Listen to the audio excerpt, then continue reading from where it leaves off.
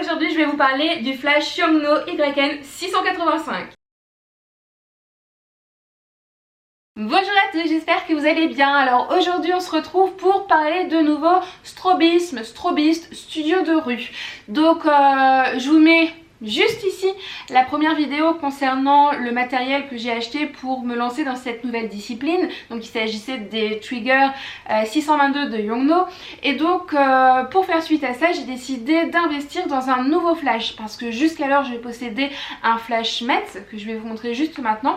Il s'agissait donc du flash Metz AF50. Donc j'ai acheté ce flash il y a 4 ans maintenant au prix de 200 € je crois. Il m'a vraiment bien dépanné pendant ces 4 années. Je l'ai utilisé pour toutes mes photos en maternité, pour la plupart de mes mariages quand je ne disposais pas de lumière suffisante ou quand je n'avais pas encore d'objectif qui avait une ouverture de diaphragme assez grande pour pouvoir en fait shooter en lumière naturelle. Mais malheureusement ce petit Metz ça fait son temps, puisqu'à l'heure actuelle il en fait un peu qu'à sa tête, c'est-à-dire que malgré son mode TTL, c'est-à-dire automatique, il éclaire un peu comme il le veut, c'est-à-dire que pour un même réglage sur un éclair de flash il va me cramer littéralement ma photo et la photo va être toute blanche. Le déclenchement d'après il ne va même pas se déclencher, le déclenchement d'après il va me faire une exposition qui est tout à fait correcte et en fait je peux tout simplement plus compter dessus. Donc depuis quelque temps je l'utilise en mode manuel, mais je trouve dommage et compliqué de me lancer dans le studio de rue avec ce matériel-ci. Donc il était temps que j'investisse dans un nouveau flash et c'est ce qu'on va parler évidemment aujourd'hui. Donc j'ai choisi d'investir dans le flash Yongnuo YN685 sur les conseils bien évidemment d'un ami photographe qui pratique cette technique de flash déporté. Il m'a dit tu verras, tu ne seras pas déçu. Donc j'ai acheté ce flash 89 € seulement. Et déjà quand je l'ai déballé j'ai été agréablement surprise parce que on a vraiment dans les mains un produit de qualité. Voilà, donc en plus le carton est plutôt chouette. Je dois avouer que je m'attendais, je ne sais pas pourquoi, à un carton blanc simple, un peu dans le style des cartons moches de chez Sigma. Mais le carton est plutôt chouette. Donc on retrouve ici les différentes caractéristiques du produit, à savoir compatible avec les déclencheurs 622 et 603, ça tombe bien, ce sont les triggers que je possède. Nombre guide 60, ce qui est vraiment pas mal. Assure la fonction HSS, c'est-à-dire synchronisation haute vitesse. Ensuite, qu'est-ce que je peux vous dire d'autre? Donc il dispose d'un mode TTL et d'un mode manuel. Donc TTL ça veut dire Through the Lens. Et il fallait bien que je cale un petit mot de mon Very Good Accent English. Donc c'est tout simplement un mode automatique. Alors si on ouvre maintenant, surprise, quand j'ai ouvert le colis je suis tombée sur une housse et ça c'est franchement chouette parce que pour mon Metz je n'en avais pas et je trouve vraiment que c'est une bonne idée de livrer le flash avec la housse. De toute façon à chaque fois qu'il est question de transporter du matériel, quand il y a une housse bien spécifique au produit, c'est toujours plus pratique. Et donc voici le flash en question. Donc c'est plutôt un bel objet.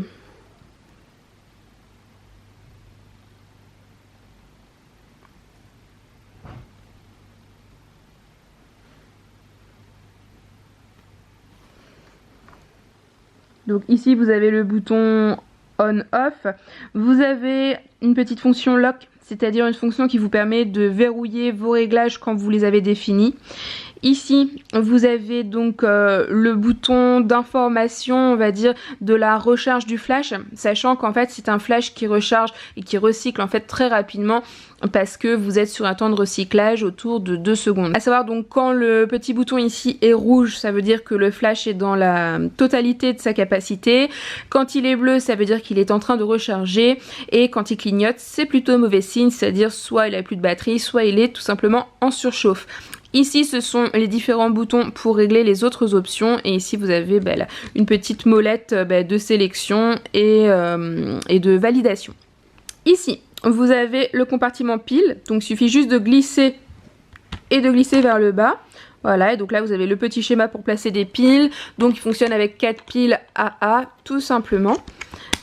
Donc je voudrais savoir ce que vous utilisez comme pile pour vos flashs. Donc savoir s'il y a un type de pile qui permet, je sais pas, une plus grande puissance ou un meilleur fonctionnement du flash, et savoir s'il faut opter pour de la pile rechargeable ou de la pile classique. Vous pouvez me mettre ça en commentaire de la vidéo parce que ça pourrait être intéressant de savoir, et de savoir tout simplement si je dois racheter de la pile rechargeable ou si mes petites piles du commerce suffisent amplement. Donc ici vous avez le système de fixation pour fixer le flash soit sur votre appareil, soit sur un trigger, et donc vous avez juste à l'enfiler, et ce que je trouve sympa c'est juste ici vous avez un système lock.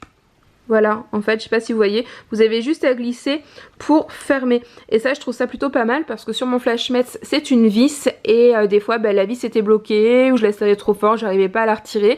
Et finalement, ce système, c'est peut-être pas mal et plus simple. Donc, au niveau de la tête, vous pouvez soit l'incliner comme ça et la tête, en fait, pivote aussi comme ça. Donc ça veut dire vraiment on peut orienter le flash dans toutes les directions et je trouve ça vraiment pas mal. Vous avez aussi ici donc le réflecteur et le diffuseur grand angle. Voilà. Donc ça, il y a ça sur la plupart des flashs. Moi, je l'avais déjà aussi sur mon Metz. Ici, vous avez le capteur de déclenchement sans fil et le faisceau d'assistance de l'autofocus. Donc tout ça dans ce compartiment rouge.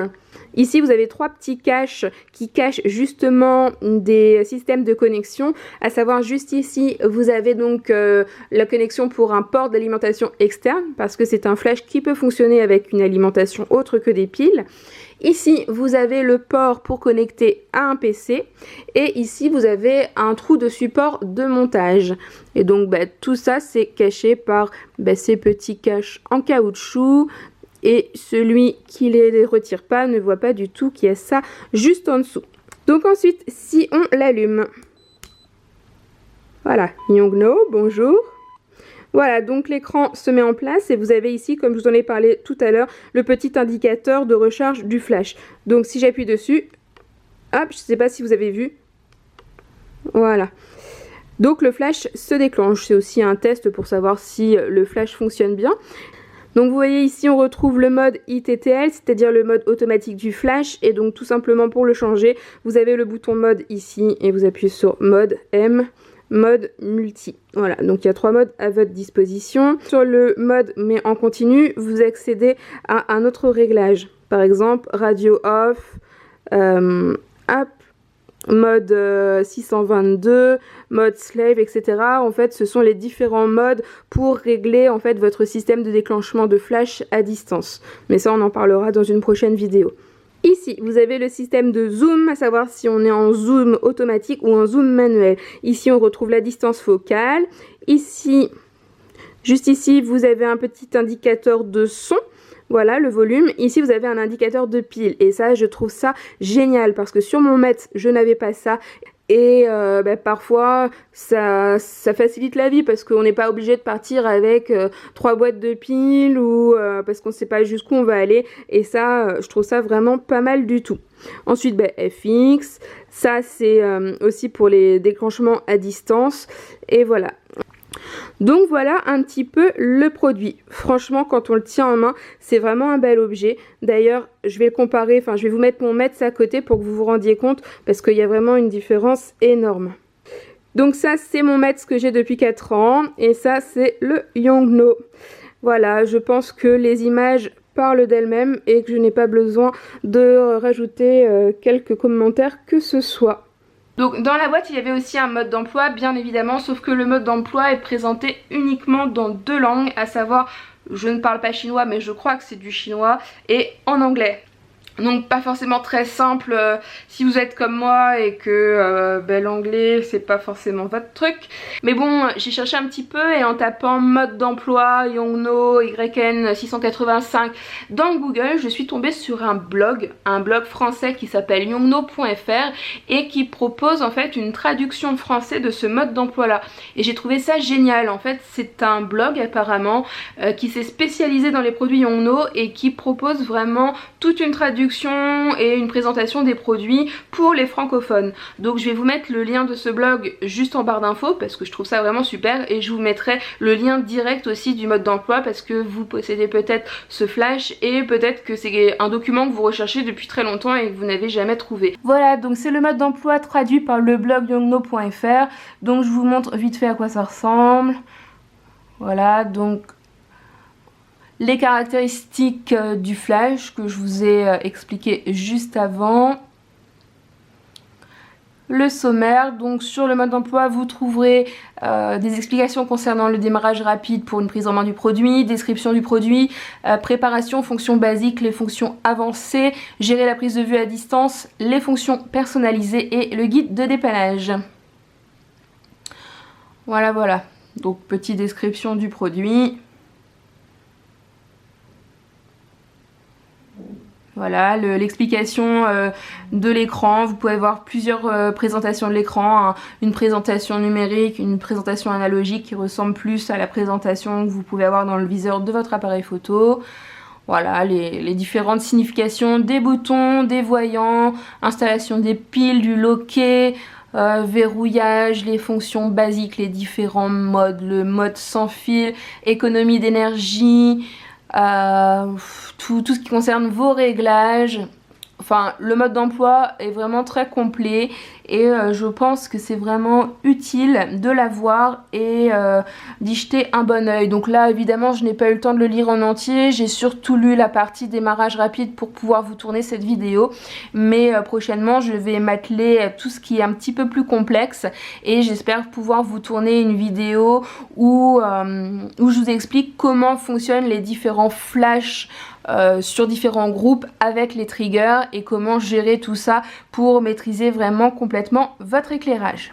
Alors voilà, j'espère que cette vidéo vous aura plu. C'est évidemment une vidéo de présentation de débutante puisque je vous le répète encore, le strobisme, le flash déporté, le studio Dru, le strobiste, enfin tous ces termes là qui veulent dire la même chose, je ne maîtrise vraiment pas. J'ai un flash Cobra que j'utilise sur mon appareil photo depuis des années en mode hyper simple mais en flash déporté. Je n'ai jamais pratiqué cette technique. Donc cette vidéo présente juste le produit que j'ai reçu avec les informations dont je dispose à l'heure actuelle et je vais de suite me former pour vous faire prochainement une vidéo sur comment installer tout le matériel ensemble, c'est-à-dire positionner les flashs avec les émetteurs, les déclencheurs, comment faire les réglages, quel support utiliser pour supporter les flashs sur des pieds, etc. Ça fera l'objet encore d'une prochaine vidéo et j'espère la vidéo encore d'après, ce sera une vidéo de premier test avec modèle dans la rue. Donc on avance tranquillement mais sûrement. J'espère que vous apprenez des choses en même temps que moi. Et donc tout ce qui concerne des informations concernant le flash, le strobisme, etc. je mets tout ça en barre d'informations, c'est-à-dire ma première vidéo concernant mes achats des triggers, l'article sur mon blog concernant comment bien choisir son flash Cobra, le lien Amazon où j'ai acheté le flash, donc je ne sais pas si je vous ai parlé du prix mais je l'ai acheté 89 € sur Amazon, et le lien vers le blog yongno.fr qui vous aidera donc tant que vous, possesseur de produits Yongno, à avoir pas mal d'informations en français sur ces produits. Voilà, et bien écoutez, si cette vidéo vous a plu, je vous invite à mettre un petit pouce bleu juste en dessous. Je vous invite aussi à la partager auprès de vos contacts, de vos amis, de toutes les personnes que ça pourrait intéresser. Je vous invite à me laisser un commentaire pour me dire ce que vous utilisez vous comme flash, si vous trouvez que c'est bien, pas bien, quel type de pile, quel type de matériel, afin qu'on puisse échanger ensemble. Et enfin, je vous rappelle que Apprendre la photo de portrait, c'est aussi un blog et que sur ce blog là, vous pouvez y télécharger gratuitement mon catalogue de poses et le lien aussi sera juste en barre d'infos. Voilà, je vous laisse là les zoomies, je vous remercie de votre soutien, de votre fidélité et je vous dis donc à très vite. Ciao les zoomies.